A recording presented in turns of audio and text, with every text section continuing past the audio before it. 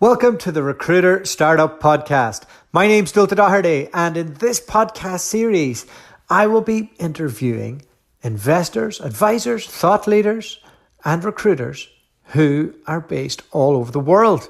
And we will be discussing how to set up, scale, and operate a world-class recruitment business. Today, I'm going to bring you to Hong Kong, where I'm speaking to Chris Bolton. Chris has been in the industry for about 10 years now. He began his career with S3 and moved from London to Singapore with them and then on to Hong Kong. And he has recently joined Hamlyn Williams as an associate director. So we had a great chat about what it's like to start and learn your trade at one of the largest, most recognizable recruitment firms in the world, and why he decided to move on to a high-growth, niche, specialist recruitment firm. And I think, it's the outcome that I got from this, and that you might get as well, is it's great to be at one of the big players, to be at S3, to be at Robert Walters, to be at Michael Page, but if they sell, they're not going to sell their business because they're publicly listed. So you're not going to get that payout if they do. But if you want to build your career with a startup, the ultimate aim is for that startup to exit and for you to be able to make money. So Chris chose Hamlyn Williams based on their trajectory and their finances, and the fact that he'd get to work very closely with a young founder and help them with the next stage of their growth. So really great interview, great guy, good life in Hong Kong, and he gives a good insight into what expat life is like there and in Singapore, and he's glad he made the move and he's never looked back. Over to Chris.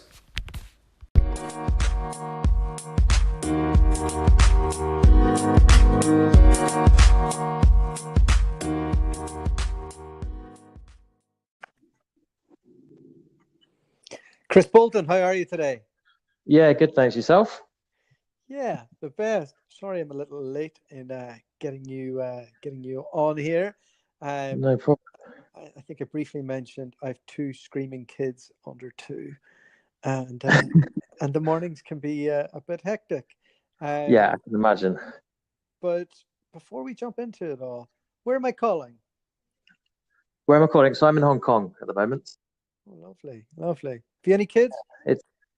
I don't. I'm getting married in the next 8 weeks, so I would imagine that I'm fairly shortly on the horizon. Don't do it, lad. Don't do it. Well, I'll be careful in what I say because I'm sure the missus will listen to this at some point. I've got to cover my own back. All right, cool. Okay, look, thanks for coming on. You're based in Hong Kong. Yeah. You've been in recruitment for a while now. How did it all begin for you? So I've been in recruitment from, I think the 3rd of this month will be 9 years. So a long time looking back now. So I started as a grad. I studied a law degree. I think when I went into that degree, I always had the intention of going into that space. But when I graduated in 2009, I think it was probably 10 months after the collapse of Lehman's. Everyone in the market was quiet. A lot of the training contracts were put on hold. I thought of going and doing an LPC, which would probably cost me sort of £9,000-10,000, and then not really having anything to go after. Didn't really seem like a smart thing to do. So someone called me from a rec-to-rec agency actually, and asked me if I wanted to go into recruitment. So I thought, well, if the market's quite quiet and no one's hiring, great idea. Let's go into a professional where basically I'm just going to be hiring recruiters all day. Yeah, a friend of mine tells me a hilarious story. He was a law graduate, and his mother was not impressed with him going into recruitment after being such a good student and working all those years to get to top grades, to go to a good university, to get a great degree that would lead to something.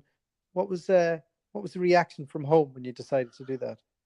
To be honest, I think they knew that I just wanted to get out of university and start earning some money. I think I mean, this was all before Suits came out, but now if you look at the guys that are doing the sort of law degrees, you think, oh, it's big closing things. You're going to be in court all day. The reality of it is I was going to spend a lot of time sort of mulling over contracts.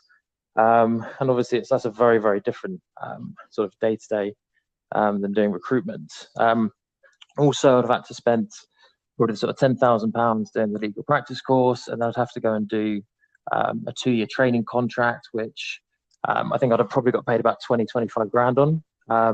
Coming into recruitment, I earned sort of over double that in my first year, which sort of solidified that decision and sort of, I suppose, hushed the naysayers a little bit.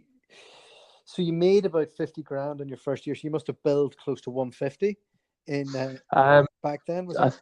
Yeah, so I think it was probably about 180, 200 that I did my first year. That's rubbish commission rates there, isn't it? Yeah. I think looking back at it now, I worked out what I sort of have as a commission scheme now and what I would have got if I was there rather than S3. And I think the difference was about 25, 30 grand, which is a little bit sickening. Not that you're bitter. Okay, so you got the ultimate start to recruitment, the School of Hard Knocks. Yeah. You're London, you're banking and finance, you're just coming out of the recession. Yeah. Still a tight enough market to be going into. What was that first year like? You obviously hit the ground running. Why did you do well? Were you lucky? I think it was the environment, to be honest. So I was the first person back in the Huxley London office after the recession, where they cut probably, I think it was sort of 50, 60% of the staff there, which meant that anyone that was left in that office was really good. And I think going into an environment where everyone else around you is sort of billing 200, 250k plus, the standards are really high. They've got some really, really good experience. You just go in and that's the level that you start operating at. The pressure was pretty high. I remember the first, I suppose, sort of 3 to 6 months. I didn't have anything or a clue about banking. I didn't have a clue about recruitment. I remember sort of going home on Friday evenings and sort of candidates swirling around in my head, job requisition numbers from Barclays swirling around in my head. I looked at my team leaders and I was like, how the hell have you done this for 5-6 years? Did you have recruitment dreams? No, thankfully. That kind of stopped as the head hit the pillow. But yeah, it took over the life a little bit for the first couple of months. But I think if anything, if you want to throw yourself into 100%, it's the best way when you first start doing recruitment. You've got to pull the long hours. You've got to realize that the guys in the office that are out the door at 6:30 have done it for years and years. They've got their clients. They've got a decent candidate base. Their qualification is going to be 10 times better than yours is. And you've got to put that graft in when you first start. Were you burning the candle at both ends, as people do? I think I was leaving my house about 7:15, probably getting back about 8:15, something like that. So I've heard crazier stories in recruitment. I think that's a fair whack, especially coming out of university when you've got like 2 hours worth of lectures a day, and everyone's in the pub by 3. And most of my friends growing up are all, none of them went to university, they're all in trade. And to be honest, a lot of them are actually doing very well now. But they'd all be finished in the gym or down the pub by sort of 4:30, 5 o'clock. And I'd be getting messages like, Bobs, when you're back? And I was like, I've got another 4 more hours before I'll be down there. Which I think they didn't really understand at the beginning. Looking at your background, you kind of made slow and steady progress through your time at S3. Obviously, you were young starting out. When did you start taking it serious? When did you start thinking, this is now going to be my thing? I'm not fantasizing about ever going back and maybe doing law someday. Maybe that's just a chat up line in a bar. Sure.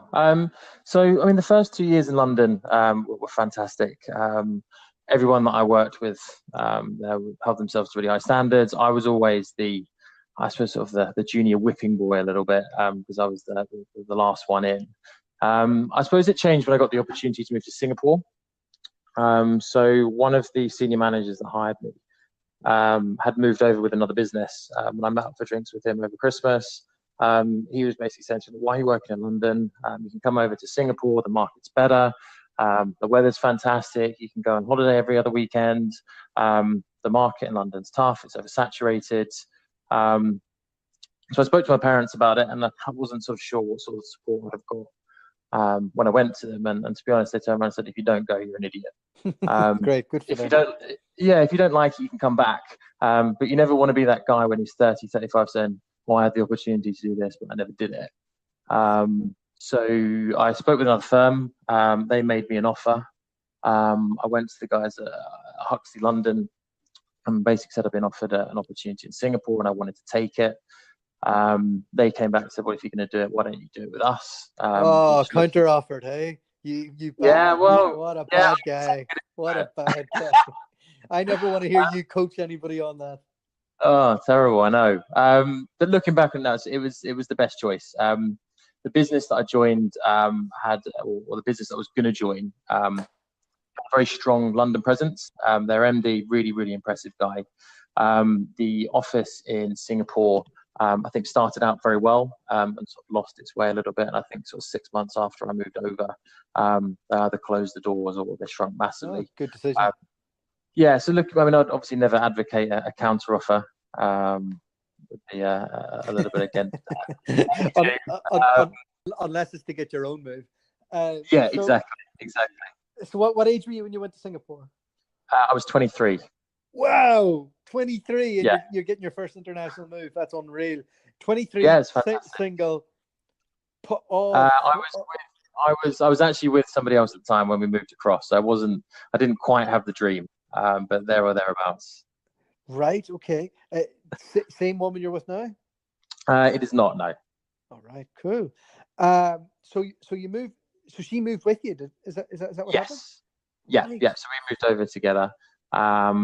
Yeah, it was a bit surreal being 23 and moving across, especially going to Singapore where the guys have to do national service. So they graduate at 21, and then they do 2 years worth of national service, so they're 23.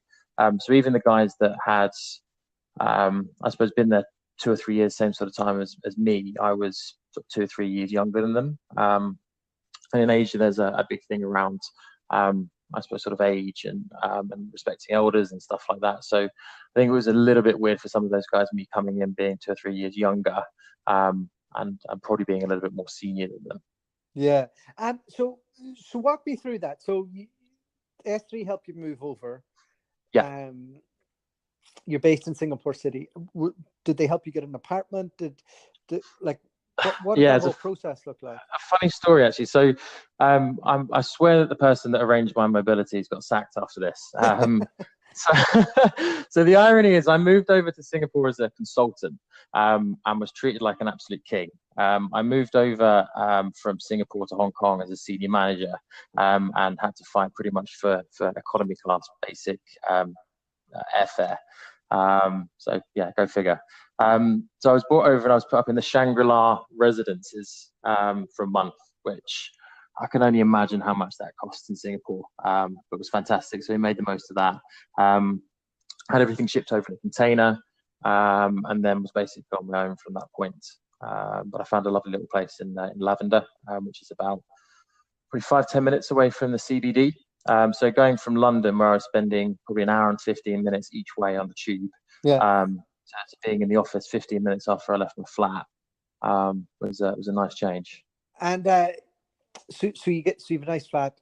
It's a good commute. And yeah. Are you in a room full of Singaporeans? Is there other Brits there? Is there anybody to go for a pint with? Like, what are you doing? Yeah. What are you doing socially to kind of crack it there? Yeah, so my manager had moved across from Orktel in London and set the office up, a lady called Tessa Dickman. There was a German guy in the team that had moved over from Huxley, Munich, I think. And there was an Indian guy who had a South African accent and looked British, which is a bit of a weird mix. A guy called Shane, who's actually still quite a close friend of mine. And we were sort of the three musketeers in terms of sort of helping me to integrate into Singapore. And then made, quite a few good friends. The expat community there is pretty strong. I don't think it's as strong as Hong Kong, but you have to put yourself out there, make friends, say yes to everything when you first get there. Then you end up sort of meeting probably 50, 60 people in the first couple of months, and then you whittle them down. Yeah, Exactly. You've got to sort of put yourself out there, and everyone's been in the same boat, so everyone's really friendly. It's not like being in the UK where you might have grown up with your mates and been to school with them and known them for years. And I try and explain that to people that I deal with who move abroad, in that like I know your workmates aren't your best mates right now, but choose wisely who you decide, what team you decide to join abroad, because they will become your life, because they're all out there. They're all out there as well in the same circumstance, and nobody has anything to fall back on. So you kind of have to make it work, and you find that those bonds are become much stronger. And well, it was the same in London, to be honest. As I've grown up in North London, so it was still a bit of a commute, but I was still living at home when I was there. And there was guys that come down from Manchester, guys that come up from the sort of south of England, and they flat shared together. And at the weekends and on Friday nights, I'd always sort of scoot out the office as early as I could, because I wanted to get home to my area to sort of hang around with my friends. I never really got why people would spend the weekends with the guys from the office. But then, as you say, they don't necessarily have a social circle around there. There's a lot of reliance on each other to socialize. And then when I moved to Singapore, all of the contacts that I had were either at Huxley or through Huxley, in terms of, sort of friends that you go and have a few drinks with, you meet up with, you sort of spend a bit more time with. But you have to do it, and it is really important. If you're going into an office that's got 10, 15 sort of guys your age that like to go out for a beer, it does make the whole experience a lot different. And tell me, what were you recruiting, and how did you build your desk over there, and what were the key differences you found from working in London? Yeah, so I was doing application support in London, so front office, IT support guys. When I moved over to Singapore, it was sort of that's a really boring thing to recruit for, by the way.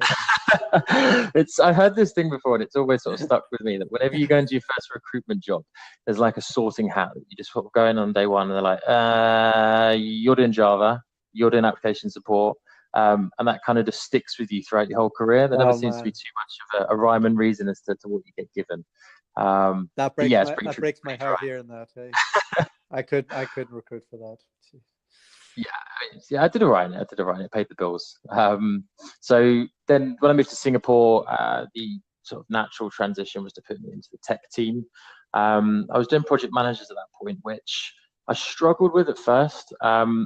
Application support is very, I suppose I was quite methodical in the way that I recruited for it. There's a head of application support for each product line in each bank. They've got 5 or 6 guys under them. So as long as you know all of those guys and you can map their teams out, it's quite easy to track what's going on. It's more call center recruitment rather than executive search. So project management, you need to be able to understand the enterprise architecture that they're going into, to be able to converse with them, to do all of that.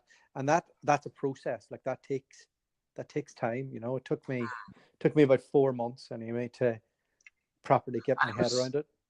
Yeah, it was the reporting lines and stuff like that. It's obviously a project manager can report into pretty much anyone, really, whether it's on tech or not. So anyway, I treaded water in that for a couple of months. Did a couple of deals, but wasn't sort of bidding at the level that I'd done in London. They then asked someone in the team if they wanted to start the insurance business, which insurance recruitment at that time was pretty quiet. There was, I think, Darwin Rhodes and maybe Oliver James in the region that were covering insurance, and that was about it. So I saw it as an opportunity to, I suppose, sort of branch off from the bigger financial services team. Great market to get into. Yeah, it was fantastic at the time. I mean, I was going down to pretty much AXA, Prudential, Cigna, all of these guys, and being able to get 25% rate signed on the spot, because no one was able to find the candidate. So I looked at what was the most candidate niche market, which was actuaries. As a bit of a claim to fame, was the first non-actuary to be part of the Actuarial Society in Singapore. I went to pub quizzes with them. I went to their bowling events. I went to wine tasting. To sort of really whatever it takes, eh? Yeah, exactly. Free wine as well.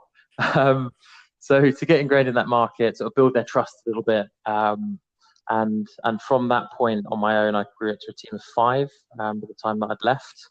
And from a profitability point of view, I was senior con, junior manager at that time. Had 3 or 4 rookies working for me. So from a cost base and a profitability perspective, I think per head we were the most profitable team in the business. So yeah, I enjoyed that. It was good fun. Tax rates are better in Singapore than. Oh yeah, I remember having a fairly decent year, and I think my tax was £3,500, something like that. Wow. So what did you bring home for the whole year? What was I doing there? Probably about 65,000-70,000 sterling when I was 24, 25, something like that. It's not it's not bad, hey? Yeah, with the tax rates as well, it makes a big difference. And so you did that there for a few years. What made you think, do you know what, Singapore might not be for me, but I'm not ready to go home. I'm going to have a look at what I can do next. When did that start entering your head, and what was involved in that? Sure. So actually, I wasn't ready to leave Singapore. It was a bit emotional actually moving on. There was a lot of change in the management infrastructure. Huxley Hong Kong. The guy that started the business, a guy called Peter Barker, who now started his own firm, Atlas. He'd gone out, I think, in 2008 to set that business up. He moved on. A couple of the senior consultants that had done very well over the years and moved on with him. And one of the ASTMs, which is, I suppose, sort of a junior manager level, stepped up to run the office. And we're looking for someone who had experience in the region, was still billing, but also could do the management part to go and support. So I was pulled into the boardroom with Matt McManus and Justin Hughes, who are the directors and MDs of Asia at the time. Basically said, look, we've got this opportunity in Hong Kong. We think you'd be great for it. Do you want to go? But it's quite pressing, so you need an answer by the end of the week. We've got a fire, and we want to throw you in it. Yeah, exactly. That was pretty much it. You'll do great. Go on, have fun. I went home, thought about it, spoke to the parents, came back in the next morning. I was like, yeah, why not? Let's do it. Singapore came out of nowhere. That went well, and I enjoyed it. You single at this stage? No, still with the same one. Okay. So you're moving a girlfriend as well. Moving again. That process from a relocation perspective, I got 2 weeks in the cheapest service department that they could find. What year was that? EasyJet flight equivalents. That was end of 2013. Okay, so we're in the oil and gas boom at this stage, right? Yeah. So the oil and gas stage was a little bit before that. So that was when I was still in Singapore. So the guys on the progressive piece when I was still in Singapore, first moved over actually to there, were absolutely smashing it. I think it was 22, 23 of the guys. And let's be honest, anybody could have done it. Well, I mean, if you've got Donna Lau in your team billing £1 million a year, that always helps the profit center and makes everybody else look a little bit better. But those guys there that it just, and to us, I don't think it was, but it seemed like us just sitting on the banking desk that it was just sort of sending CVs out the window, and you're getting £40,000-50,000 fees back. And obviously that all came to a bit of an end. And that's why I suppose I was quite happy I was in the banking team at that point. Yeah. I mean, yeah, because I was in Perth whenever that was happening. And I remember I interviewed for the mining engineering desk. I didn't even know what oil and gas was when I was getting into recruitment. And the numbers that I heard that they were all doing was just insane. And I ended up going into IT, but I kept an eye on what was going. It seems like a good choice now. Well, yeah, if I was still in it. But I kept an eye on what was going on in the oil and gas, and it was just insane. It was crazy, and my wife ended up working for Chevron, girlfriend at the time, as an internal recruiter, and that boom was just, if anybody's listening to this and they spot a boom happening around the world, move there, get into it, get in early, straight away, make loads of money. Anybody who tells you don't you can recruit in any discipline and it doesn't make a difference, it makes a fucking difference. It really does.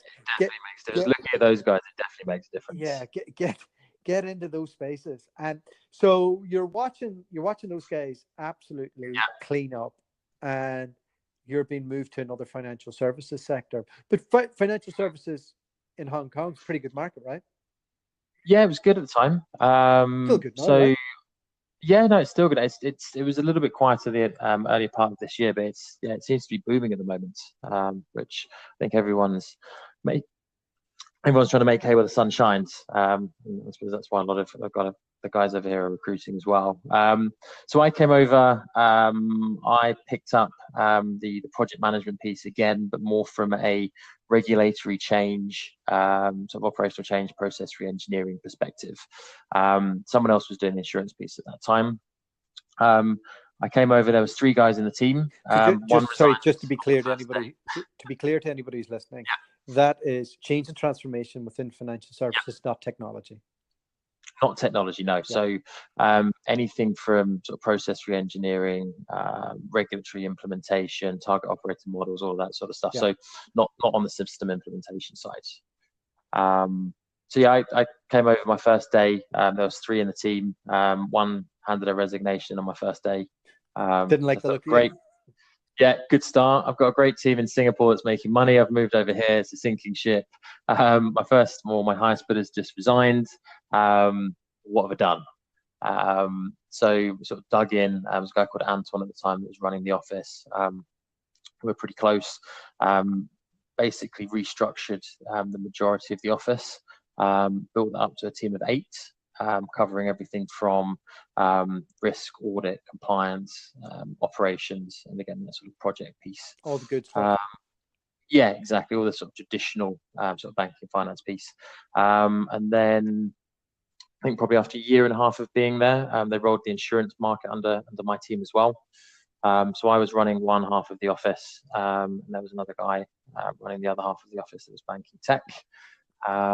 And yeah, it was a good experience of I suppose running a bigger team, being a lot more involved in the sort of strategic decisions of the business, and yeah, so it was a good couple of years there. At what point did you think your career was better served moving on from one of the super major recruitment firms? There was, I suppose, I was SSTM level at that time. What does that mean? Sales team manager. So it was sales team manager and then up to business manager, where you came completely hands off. So I was 1 or 2 rungs away from sort of becoming a hands-off manager. Or as we like to say, expendable whenever a dip comes in the market. Yeah, exactly. And I think there's been a couple of those in S3 over the last couple of years where you kind of get too far away from the hands-on billing. Yeah. Again, when it comes down, you've got someone who's on 5 or 6 times the amount as a consultant. It's a fairly easy decision who goes. But I suppose I looked at it, and everyone in S3 at that time that had made their millions, that was there when the business was sold, you're never getting anywhere near that again. You kind of could see what was going to happen in the next 2 or 3 years, 5 years, even 10 years down the line if you stayed. I really, really enjoyed my time, obviously, but there was quite a bit of change that was going on in the Hong Kong office as well, a bit of uncertainty as to where the business was going. So I made the decision that I was at least going to be open to considering opportunities. If I was going to do it, I knew I wanted to go to a smaller firm, a firm where I could, I suppose, hopefully look back in 5, 10 years time and go, I got in at the right time. I've got a decent amount of shares. The business is sold. And I've got a nice little retirement fund for doing it. And this is a really important thing if anybody's listening. When you're at a certain level, or even if you're getting into a business, if you can see that business is going to be sold within a 10-year period, and you can get in with written confirmation that you will receive X if we get to this point, it's the only way you'll make real money working for somebody else in agency recruitment. And anybody who is sitting at Michael Page or one of the majors or S3, they're not going to be sold again. You're not going to do that. They're publicly listed. So it's one of these things that people don't really look into, but it's really important. That process for you, you're in recruitment for a bit, but at this stage, but you're not in business for a long time. Were you able to were you able to look at the numbers? Did you look up like what the company was making? Did you do your due diligence on that side, or were you kind of? Yes. You did. Okay. Yeah. So luckily, my dad's an accountant. There we go.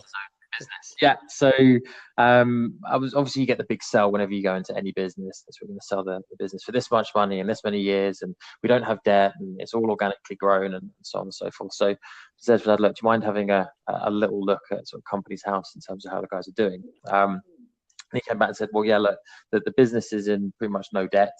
All of the growth seems to have come from sort of internal liquidity. They seem like they've got a good plan. Nick, our CEO, really, really impressive guy. I think he's 33, 34, and he's got a business of 80, 85 guys across 4 or 5 different offices. He's got a stake in a business called Temple Grange Partners, which Michael Spencer, the guy that started ICAP, is heavily vested in. He's just started up a a recruitment tech business called Talent Ticker, which he's going to be launching soon. I thought, look, if this guy's 33, 34, and that's what he's achieved, and I'm going to be able to work quite closely with him, and he's going to be driving me and pushing me on and inspiring me, it seems like a bit of a no-brainer. Yeah. Did he come from S3? He did, yes. Okay. So there's something out there in the water where every scalable recruitment company that I can see that's attacking America and Asia, their founders have come from S3, and they do look for people like yourself who have been through that school. When you look at this, when you're looking at options and you're looking at the structure of the company, what type of things are you looking for that you go, okay, that's a bit better than what S3 are offering, or that's a bit different? Is it a financial thing? Is it a roadmap thing? Is it being involved a bit more closer to the heartstone of decision making? Walk us through that there from your eyes. Yeah, so I looked at I suppose the London business, how well that had come on, a couple of the guys that were doing very, very well. The link into the business that I got, someone that I knew socially, who's the Hong Kong director, a guy called Ali Sharaki, who I'd actually played rugby with. And we'd had a number of conversations previously in terms of how he was setting up the business. He'd sort of bounced ideas off of me, and I'd spoken to him. And I knew that there was a couple of guys here that were doing very, very well. I know there's some guys in recruitment that you talk to and you're like, yeah, that's sausage. When they're talking about the numbers that people are doing. Most of them. Yeah, most of them. But look, when these guys had a bad month. Nobody on this podcast. Yeah, exactly. When they were having a bad month, he was pulling his hair out and relate to that. And there was someone at Randstad previously that said, if someone comes to me and tells me that they've had a bad month or a bad quarter, like I'd probably hire them because I know that they're being honest. So that when they tell me about the good ones, they probably are good. So I got a bit of an insight of the business from him. Nick was actually out coincidentally on a business trip and ended up on a night out with him and had a few beers. I wasn't aware that he was the CEO or the MD of the business. I just assumed he was sort of Ali's manager from London. So I had a chat with him about what I was looking for, what Hamlyn Williams could offer. And then the next week, Ali came back to me and said, look, Nick's keen for you to do a business plan for him, which, again, one of the amazing things about working at S3 for 7 years is that you do business plans every quarter. So that was something that I was pretty prepared for. And then Ali took me out for a Peking duck and a couple of Qingtaos and closed me there and then. Wow, fantastic. So there's quite a lot in that impressed you. I suppose like it's hard to put my finger on it specifically. So there was the leadership side that you get to work closer to them. There was it's kind of your own car a little bit compared to S3. And there's obviously the outcome of if you sell down the road and you're still involved. I knew that I wanted it in any business that I was going to be moving into. If it was going to be smaller than S3, I wanted equity in the business. So that I'm happy to sort of put my blood, sweat and tears into it. But at the end of it, when the owner becomes a millionaire, I want at least a bit of a taste. to make it worthwhile. And that's something they were able to structure. There's a very good retention plan. So we look at for the senior guys, when promotions come through, your sort of equity in the business is considered. So the guys have got it right in terms of making sure that the senior management are here that want to grow the business, that our bonuses are tied to sort of headcount growth, as well as the sort of financial targets as well. What's so your everyone headcount from at management is now? on the same page. I'm sorry? What's your headcount at now? So there's 5 in my team. I've got another one that's going to be joining, and I desperately need to hire another 2 or 3. So yeah, it's finding the right people out here. I think for anyone that comes in at a grad level, the big boys, the Randstad, the Hayes, the Waters, have a bit of a monopoly on the market over here. I think going to a big brand name when you're fresh out of uni, I think appeals to a lot of people. It's not a bad idea as well. I know. I do a lot of. I do agree. You know, it's because the structure's there, the certainty's there, the disciplines there. Like their management team are usually in place for a lot longer. Like if I was to design a career for somebody, I'd say go to one of the big 4 to start for 2 years, maybe 18 months, and then go to a high growth firm that is in a niche discipline in a hot market, and commit to that for the next 3 to 4, and then see where you're at. Like that's whenever. Well, yeah, when I graduated, there was a smaller business that I was looking at that I went through interview processes with, and I completely discounted them for Huxley. So I've been in the same position. So I do get it. And as you say, go into those environments, prove that you can do recruitment, be in environments maybe a little bit more structured, there's a bit more pressure on, so that when you do then move to a business like Hamlyn Williams and you are a bit more independent, you treasure that independence, as opposed to some guys that have maybe come into smaller firms. If you give them an inch, they take a mile. And you've got to have that trust between you as a manager and the consultant, that if you're not breathing down the necks, if you're not sending out phone times, if you're not doing all the KPI roundups like you would in an S3, that they're getting on with it themselves because they know the importance of it to their business. Yeah, when it's ingrained to them. Tell me, what's the greatest challenge that you have right now in building your team? Like why is it so hard to find good recruiters in Hong Kong?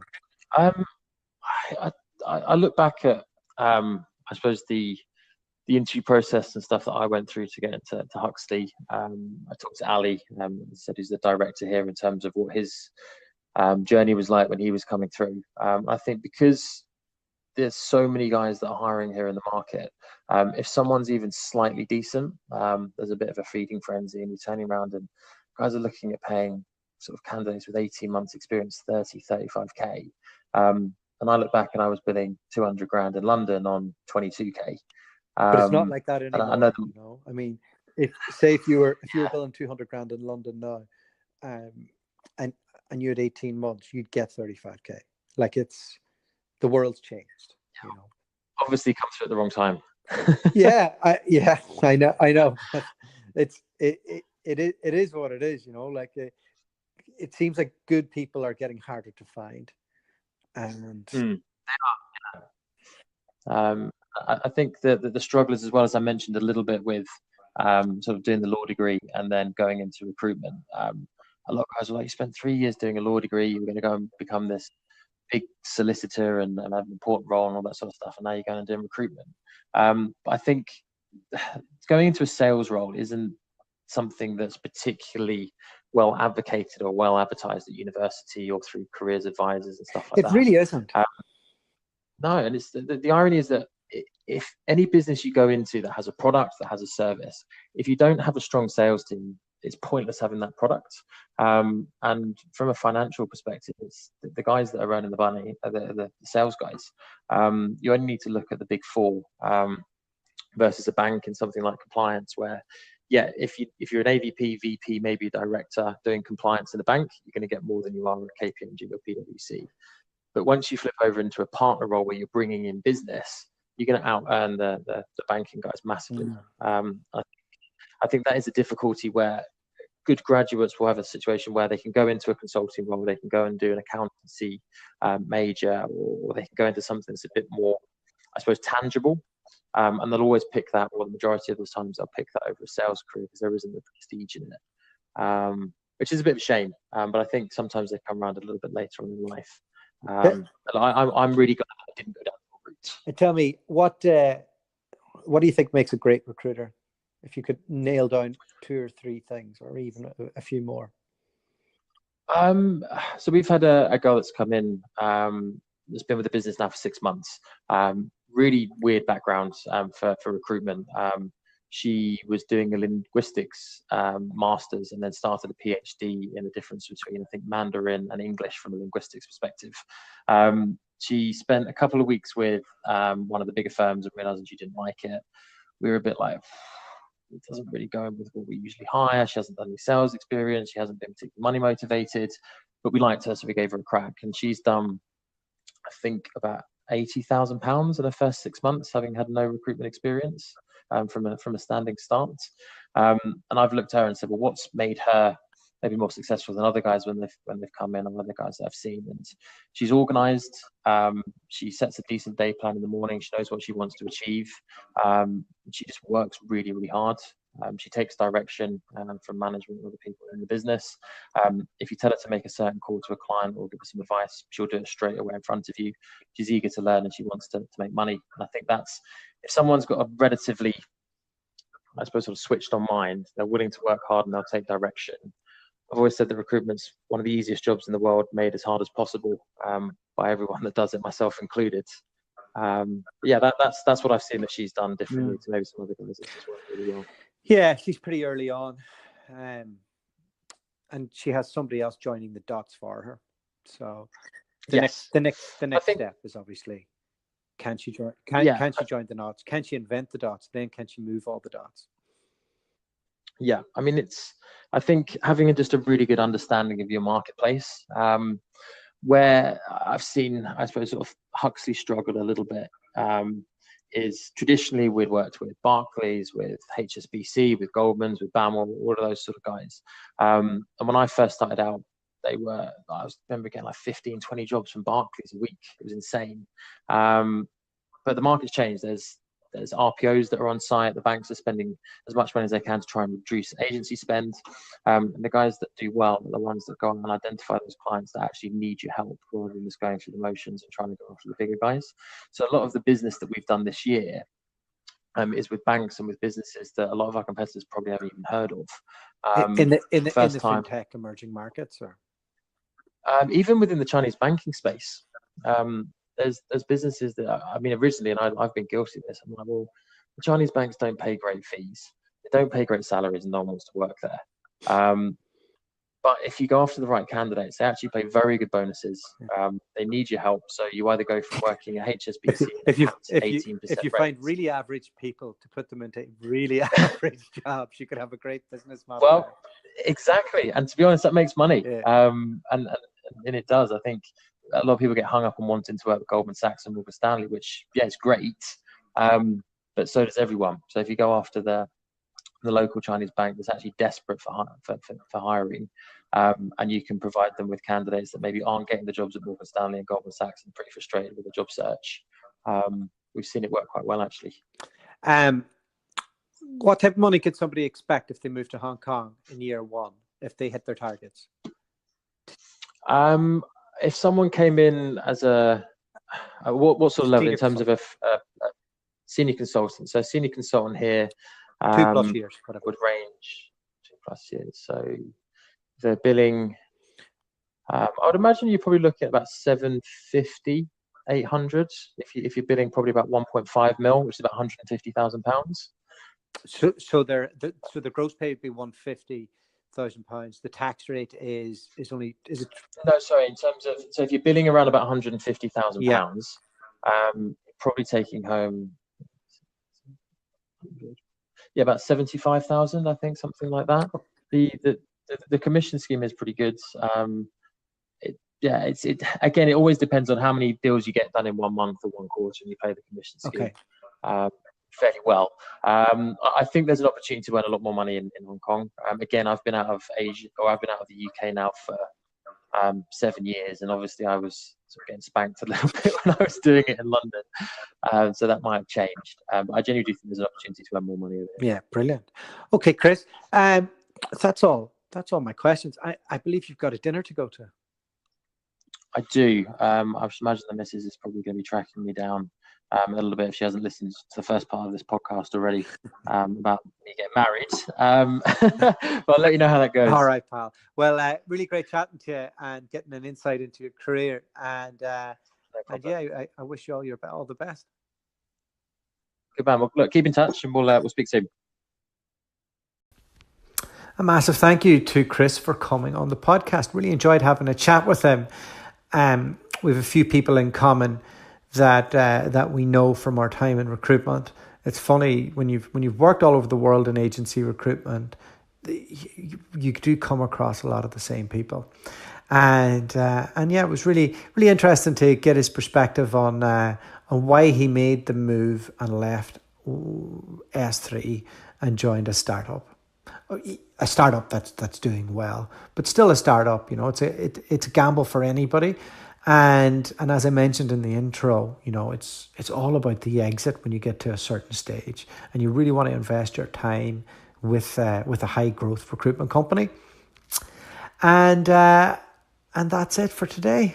If you want to have a chat with me and come on the podcast, you know, just reach out to me on LinkedIn. If you want to explore Hong Kong as a recruiter, a bit of a blatant plug here, I am a Rec-to-Rec, so hit me up and we can discuss that and how busy I am all over the world, helping our clients, large and small, scale their businesses. And please do send this podcast to another recruiter. We really appreciate all your support. Have a great day. Good luck. God bless. Go get some.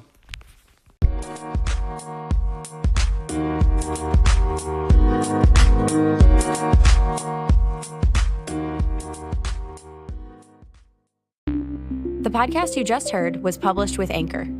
Got something you want to say to the creator of this show? Send them a voice message using the Anchor app, free for iOS and Android.